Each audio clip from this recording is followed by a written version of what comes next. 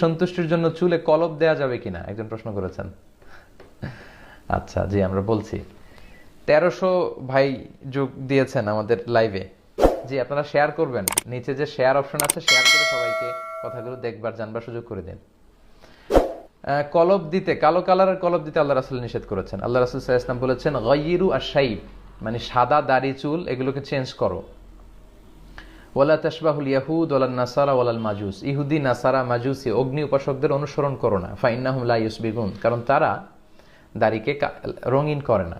অর্থাৎ ইহুদি নাসারা এবং অগ্নি উপাসক যারা, তাদের চুল দাড়ি যখন শুভ্র হয় সাদা হয়ে যায় তখন এগুলোকে রঙিন করে না, সাদা রাখতে পছন্দ করে। বিষ্ণু বললেন তোমরা আমার উম্মত হিসেবে সাদা রাখবে না, তাদের বিপরীত করতে হবে, ফলে তোমরা এটাকে খেজাব লাগাও, তাদের বিপরীত করো। তো সেক্ষেত্রে জান্নিবি সাওয়াদ, ব্ল্যাক কালার ইউজ করো না, বি ফা ফ্রম দ্য ব্ল্যাক কালার, এই ব্ল্যাক কালার থেকে তোমরা বেঁচে থাকবে।